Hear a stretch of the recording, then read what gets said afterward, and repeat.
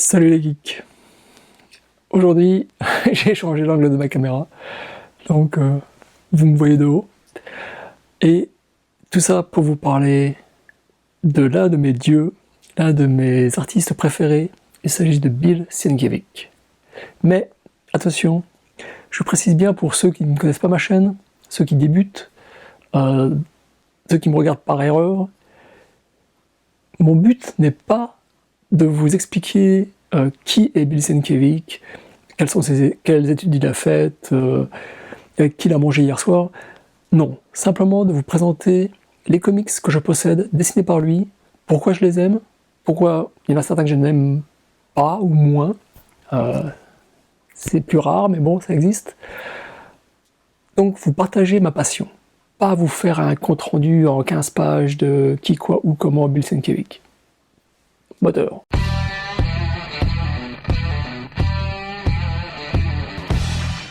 Je vais commencer cette présentation des œuvres diverses de Bill Sienkiewicz que je possède avec son run le plus célèbre, qui est celui des Nouveaux Mutants.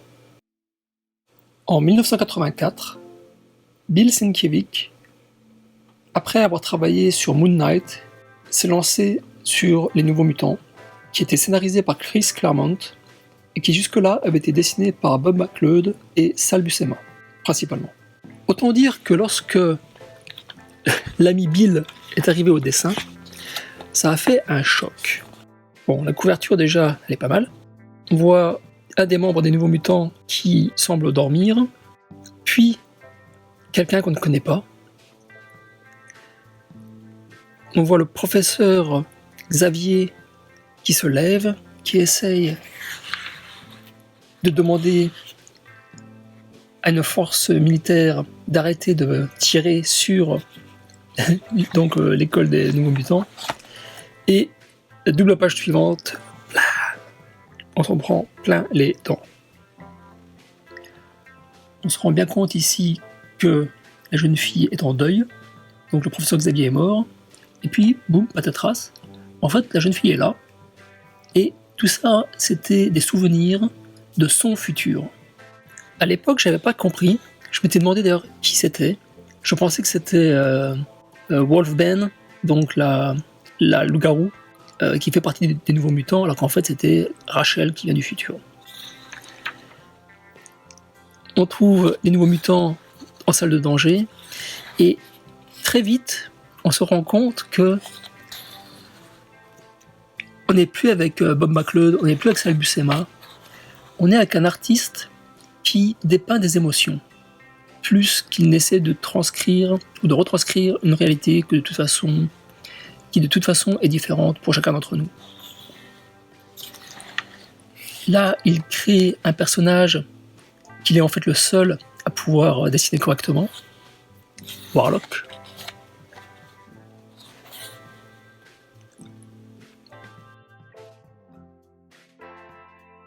Ce dessin des yeux et des dents m'a traumatisé et je l'ai redessiné des centaines de fois. Et ici, une fois de plus, donc, des sentiments, des yeux écarquillés d'un enfant, apeuré, un monstre. La représentation donc, de cet enfant, même si c'est une jeune femme, elle réagit comme une enfant. Et le monstre est gigantesque, comme il pourrait l'apparaître à un enfant. C'est absolument génial. Et évidemment, bon, Bill Sienkiewicz s'est pris une volée de bois vert. Énormément de gens, enfin de lecteurs, n'ont pas compris. Ils disaient oui, on veut un vrai dessinateur, quelqu'un comme Bob McLeod ou Sal Buscema. On veut pas de ce type qui fait des dessins tout bizarres, et des corps tout distordus, des visages trop caricaturaux. Mais j'ai envie de dire, pour une fois, Marvel a vraiment soutenu son poulain. Ils ont compris qu'il y avait quelque chose, une espèce de synergie entre Claremont et lui. J'adore ce dessin.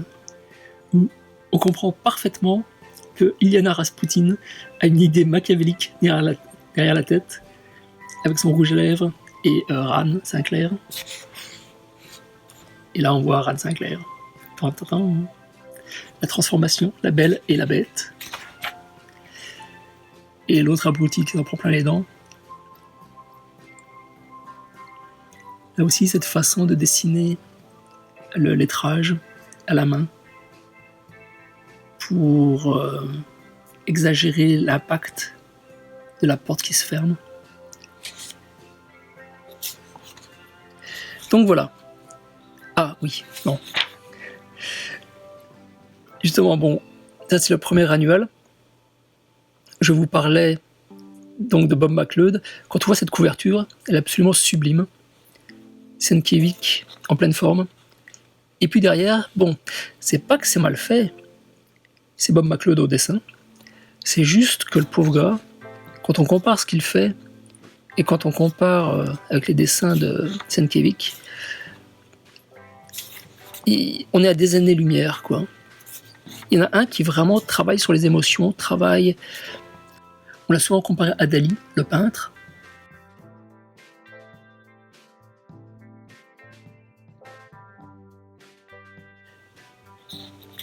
Et c'est vrai qu'il y a une exagération dans le trait, dans les positions, qui fait que ça surprend, ça déstabilise le lecteur habituel de comics. Je crois que Bill Sienkiewicz avait moins de 25 ans quand il a travaillé sur les Nouveaux Mutants. Il y a déjà une maîtrise graphique, une maîtrise technique qui est époustouflante. Donc à la fin du trade paperback, il y a quelques couvertures, notamment celle du précédent trade paperback que je possédais, qui ne contenait que les épisodes de la saga du démon ours, alors que celui-ci contient tous les épisodes dessinés par Sienkiewicz. Cette saga du démon ours était une énorme claque. Il y a eu également un article dans Marvel Edge. Il y a eu, après plusieurs articles sur Sienkiewicz dans Marvel Edge. Récemment, avec, j'ai envie de dire, ça peut à la mode, on crée des albums gigantesques avec des reproductions de planches originales ou des albums un peu plus petits. Ça, c'est une espèce d'artbook en 2017 où il revient donc sur ces personnages emblématiques. C'est somptueux.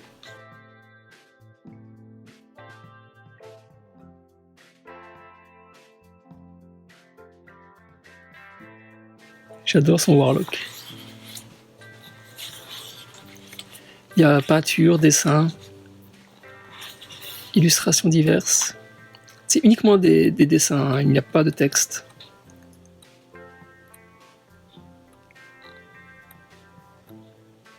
Très récemment, pour les 80 ans de Marvel, Marvel a réuni quelques équipes emblématiques, et notamment donc Chris Claremont et Bill Sienkiewicz, qui sont revenus sur les Nouveaux Mutants pour un one-shot. J'avoue que ça m'a laissé un petit peu sur ma faim.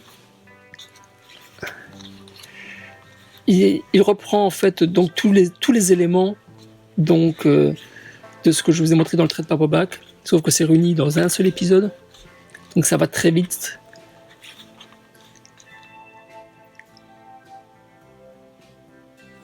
Et franchement, je préférais le Sienkiewicz d'avant. Ici, je trouve qu'il fait du Sienkiewicz au lieu de simplement se lâcher. Et c'est peut-être aussi comme ça que son style a évolué, je ne sais pas.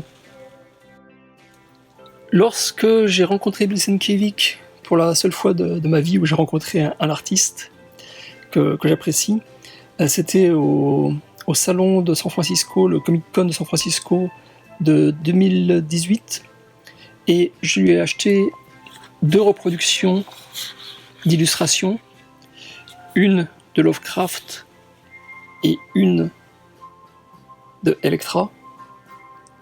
Un jour, je les mettrai sur mes murs. Mais ce que je souhaiterais mettre plus que tout sur mes murs, c'est cette fameuse illustration qui est réimprimée à la fin du trait de paperback. C'était une publicité qui disait Don't call them ex-babies anymore et Find out what's new in the New Mutants by Chris Claremont and Bill Sienkiewicz. J'adore ça. On les voit, ils sont tous dans une position, on les sent terrorisés mais en même temps prêts à en découdre. C'est magnifique. Il ne faut plus jamais les appeler les X-Babies. Le problème, c'est que justement, comme je viens de vous le montrer, j'aime pas trop son style actuel. Et je me dis que si je lui demande de me faire une commission, déjà, c'est pas sûr qu'il accepte. Et ensuite, j'ai un petit peu peur qu'il la fasse dans le même style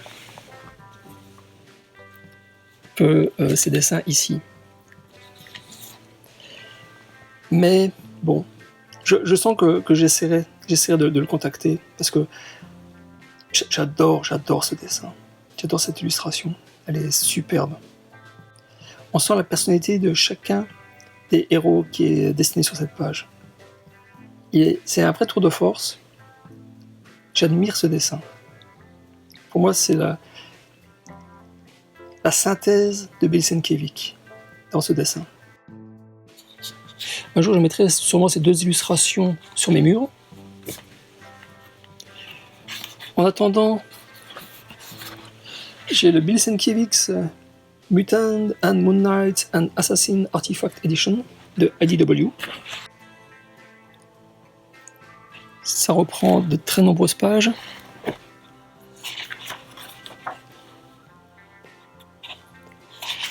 Donc il y a bien évidemment les nouveaux mutants.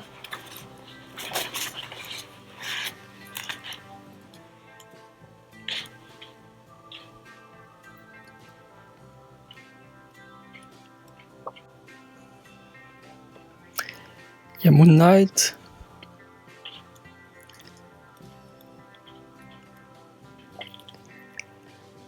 Quand Bill Sienkiewicz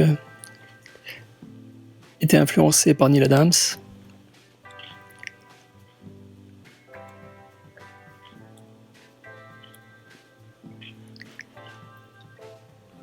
Une première illustration couleur. Il y en a d'autres.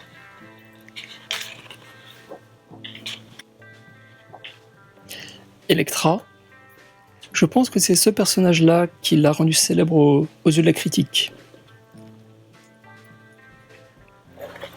Et Elektra, c'était Elektra Assassin.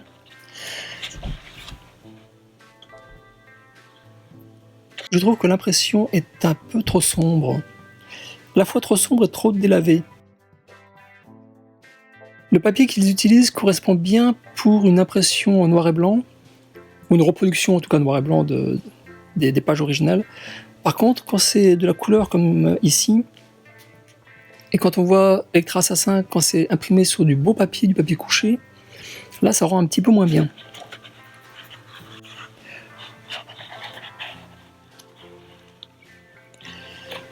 Mais ces pages, quand on voit le mélange entre donc de la peinture quasiment photoréalistique et puis un dessin enfantin pour montrer les différents stades de pensée du personnage, le présent et le passé, c'est absolument fabuleux.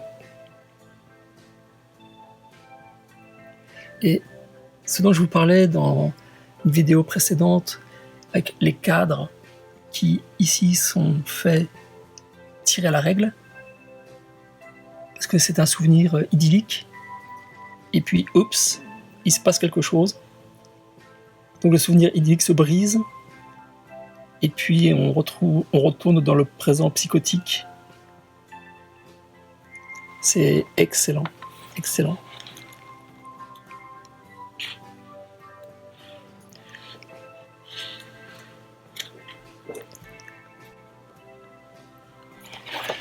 Ça a été la couverture utilisée par, je crois, Delcourt, quand ils ont publié Elektra Assassin. Il me semble qu'ils en ont fait 3 numéros, peut-être 2 ou 3. Et cette page, je me souviens parfaitement, c'était une des couvertures.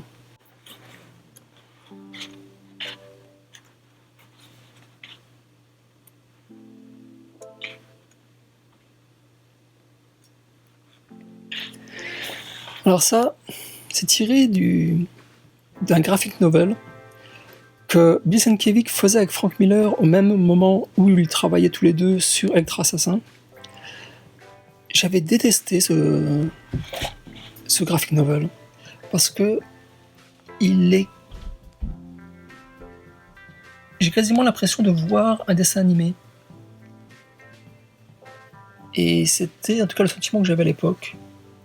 Je l'avais acheté en version française, je crois que c'était Comic USA qui l'avait publié. Comic USA ou Delcourt. Et bon, je l'ai revendu presque aussitôt après l'avoir acheté. J'avais pas du tout aimé. Et autant j'avais adoré Electra Assassin, autant cette histoire de Daredevil et du Caïd m'avait déplu.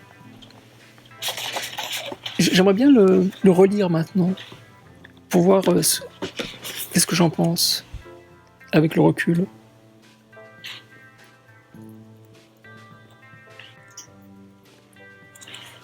Puis bon, on a, comme toujours, des couvertures. Pas des reproductions de couvertures. Ça, j'adore. Il y avait deux illustrations. C'est pour une pub pour Man Iron Fist. Donc dans l'une, on voit Iron Fist qui chuchote et si vous voulez pas énerver mon copain, achetez notre magazine. Et puis donc l'autre, c'est celle-ci où Power Man se lâche. C'était des pubs des années 80. Electra Assassin. Là, j'ai le trade paperback. Pendant très longtemps, j'ai possédé les 8 épisodes originaux. Et puis, donc, comme toujours, je les ai revendus pour m'acheter un trade paperback à la place. Et à gauche, j'ai un sketchbook de 2010.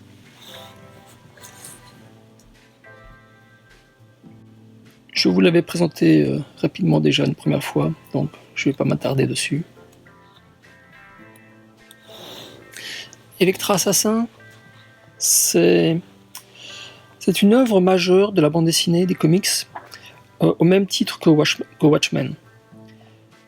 Ça raconte l'histoire de Elektra en tant que tueuse à gages. Et elle essaye donc de tuer le président des USA quand elle se rend compte qu'il est possédé par un des démons de la main, le groupe de tueurs ninja. Enfin bon, je schématise très très très sommairement, ok.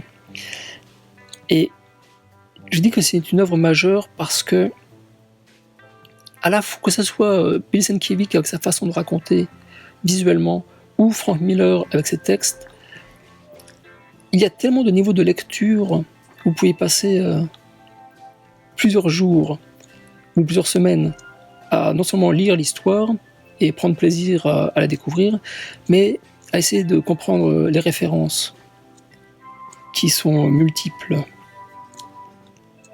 Et c'est absolument fabuleux.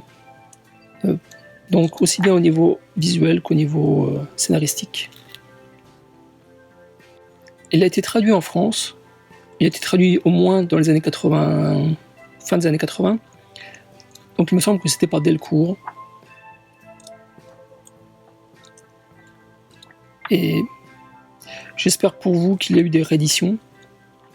En tout cas, il a été réédité plusieurs fois en version américaine, donc j'imagine que c'était aussi le cas en version française.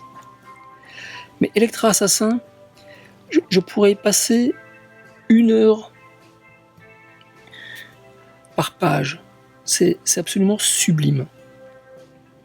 Le mélange des genres, le mélange des matières, le mélange des textures,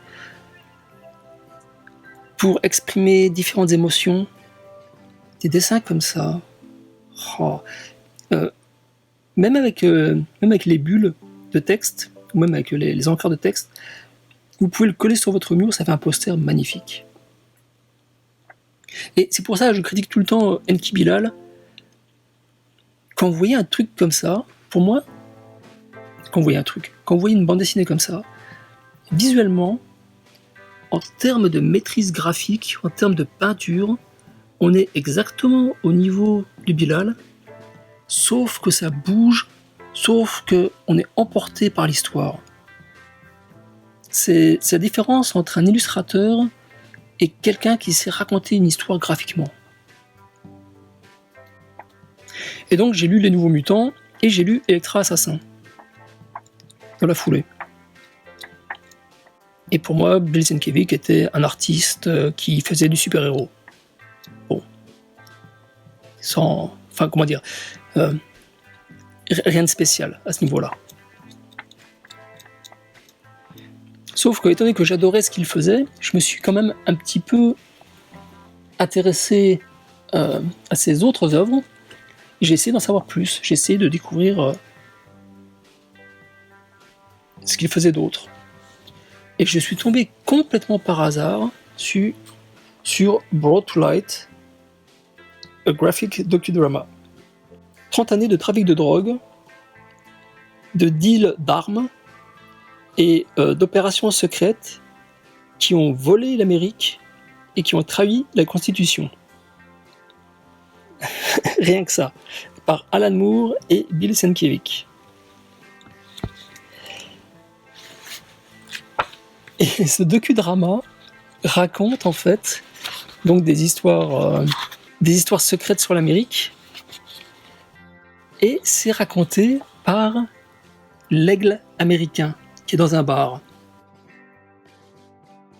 Et vous pouvez voir en fait la façon dont c'est écrit, c'est hallucinant. On est toujours avec le Graal italique, mais c'est écrit d'une façon. J'ai l'impression de voir une affiche publicitaire en fait, plus que de lire une bande dessinée. Et donc, l'aigle parle, raconte les deals avec les armes. Où il y a des images très symboliques. Il y en a qui sont très faciles à comprendre aussi.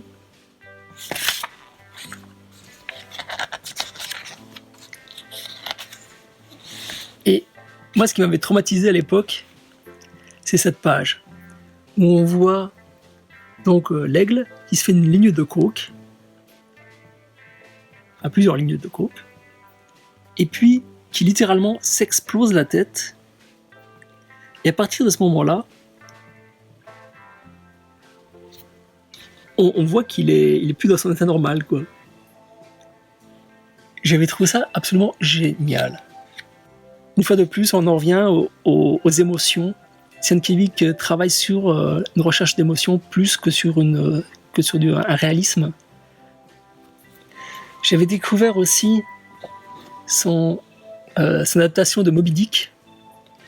Et là aussi, un truc que j'avais trouvé génial, c'était... On a Akab, donc le capitaine qui veut tuer Moby Dick. Et son regard, donc c'est en pointillé, et hop, juste à côté de lui, il y a Moby Dick. Mais il le cherche tout partout. Et c'est une façon aussi de nous montrer que le cheminement, même s'ils sont tous les deux côte à côte, le cheminement pour qu'ils se retrouvent va prendre longtemps.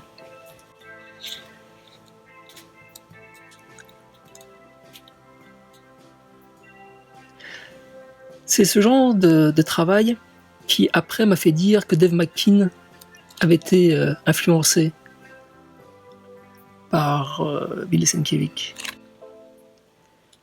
Là, il y a énormément de mix média, donc mélange de techniques, juxtaposition de techniques artistiques. Et cette façon de faire des cases avec des traits blancs qui s'entrecroisent, se chevauchent, ne sont jamais tracés à la règle, ça m'avait beaucoup marqué. Et je me souviens avoir fait des bandes dessinées où tous mes cadres étaient faits comme ça. Toujours au niveau de ce que Bill Sienkiewicz a fait, mais qui n'est pas du super-héros, il y a un album Voodoo Child, donc l'enfant du vaudou. C'est la vie de Jimi Hendrix illustrée par Bill Sienkiewicz. Il y avait un CD, je l'ai donné à un ami. Très souvent, Bill Sienkiewicz a dit qu'il essayait de dessiner de la musique, c'est-à-dire qu'il essayait de représenter par son dessin les sentiments que la musique lui faisait éprouver. Et donc, bien évidemment, quoi de mieux que d'illustrer la vie de Jimi Hendrix.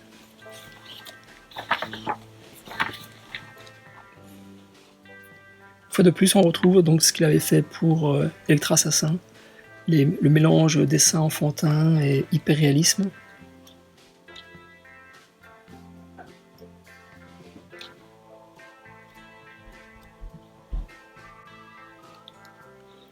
J'adore cette double page.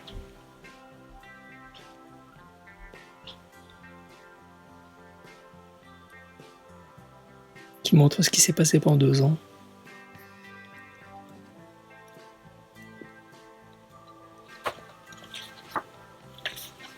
Comme toujours, les cases sont dessinées en traits droits, et puis quelque chose se passe, la violence, et les cases se brisent, le cadre des cases se brise. C'est un grand classique chez Bill Sienkiewicz. Ici aussi. Quelque part, cet album est beaucoup plus sage, et en même temps, ce qu'il fait avec la typographie ici, mais c'est somptueux, quoi. Ce mec est un génie.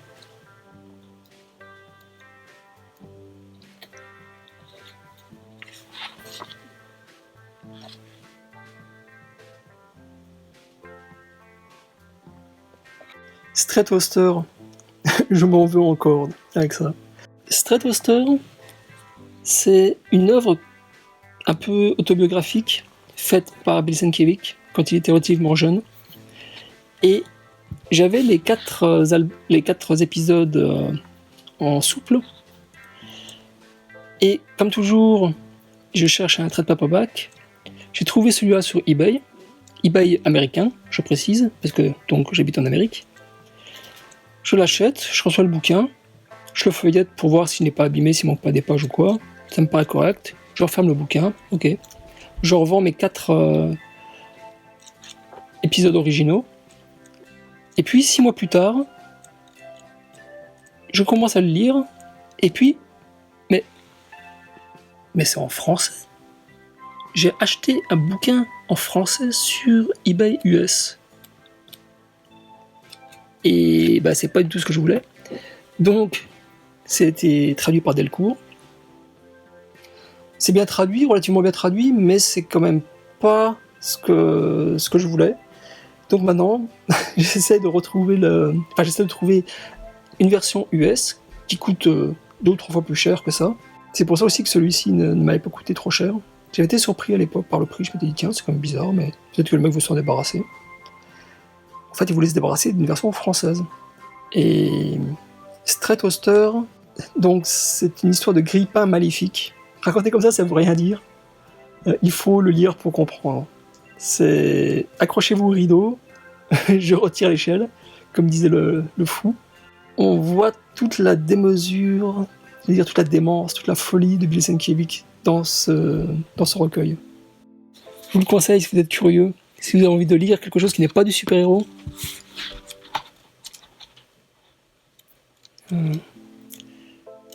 Stratoaster et vaut son pesant de cacahuètes. Et la traduction est sympa. En plus, ils ont fait l'effort quand même de reprendre le système que Sienkiewicz avait utilisé, qui est de changer d'écriture suivant la personne qui parle. Ici, c'est tapé à la machine. Ici, c'est écrit manuellement. Ici, c'est un lettrage plus conventionnel. Il y a beaucoup de bruitage aussi. Donc Delcourt a fait du bon travail à ce niveau-là. En ce qui me concerne, et je présume tous les fans de Bill Sienkiewicz également, Big Number, c'est un gros regret, parce que, une fois de plus, donc Sienkiewicz a essayé de travailler avec Alan Moore. Ils ont créé ce qui devait être une série, et malheureusement qui s'est arrêté au 2e numéro par manque de vente. Et à ce niveau-là, ça m'a fait penser beaucoup à ce que Barry Windsor Smith avait essayé de faire avec son magazine Storyteller. Sauf que Barry Windsor Smith a eu quand même, je crois que c'était 8 numéros, 9 numéros, alors que Bill Sienkiewicz n'a pu aller que jusqu'au numéro 2.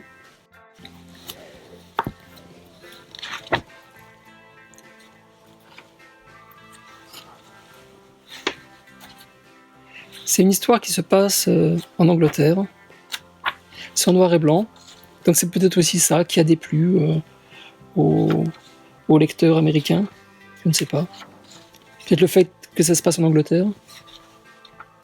J'aurais beaucoup voulu voir ce qu'il voulait faire avec cette série.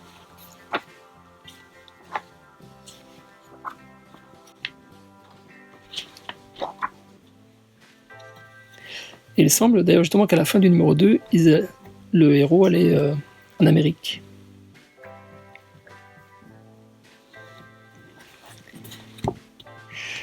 Et quand on voit au dos, il y avait 12 numéros de prévus. C'est quand même malheureux qu'il n'y en ait que 2 de sortie. Et quand vous voyez la façon dont ces numéros sont annoncés, une fois de plus, le génie créatif de Sienkiewicz était là. Je termine cette vidéo en vous montrant un premier album, le volume 1, de la révolution de Bill Sienkiewicz, avec une introduction du génial Neil Gaiman.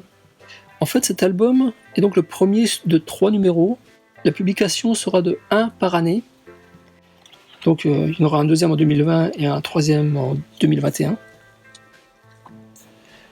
Ça reprend donc toute l'œuvre de Bill Sienkiewicz, et non seulement donc ses travaux chez Marvel, mais également tout ce qu'il a pu faire, enfin pas tout, mais beaucoup de choses qu'il a pu faire à côté, et donc des choses qui sont moins célèbres peut-être.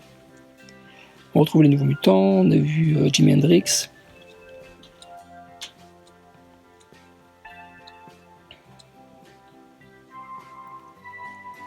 On a vu Stray Toaster.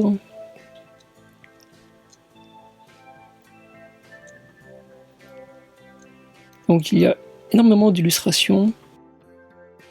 Il y a une interview de Bill Sienkiewicz. Il y a certaines de ses influences. C'est marrant parce que quand j'étais plus jeune, j'adorais Egon Schiele. Et j'avais jamais fait le rapprochement, mais c'est vrai que quand on regarde les travaux de Sienkiewicz, il y a du Egon Schiele dedans.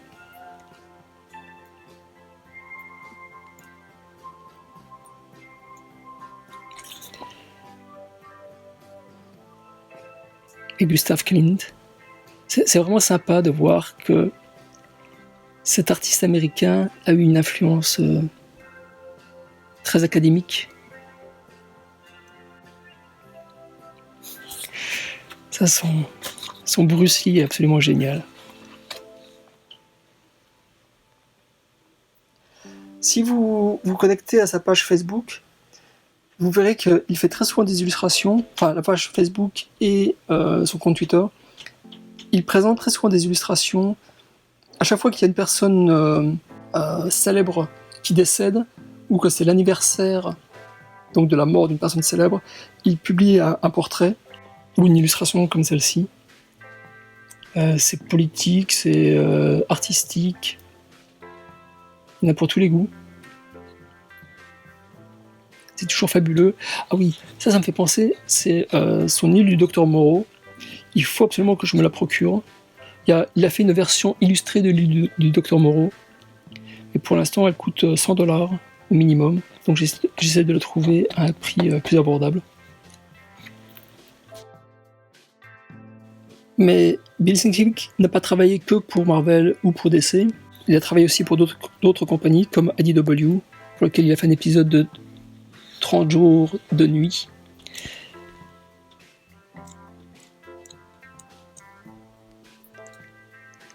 Avec son style inimitable.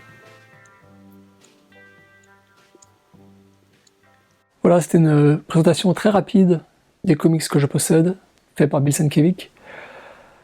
J'aurais vraiment pu passer un temps fou, case par case.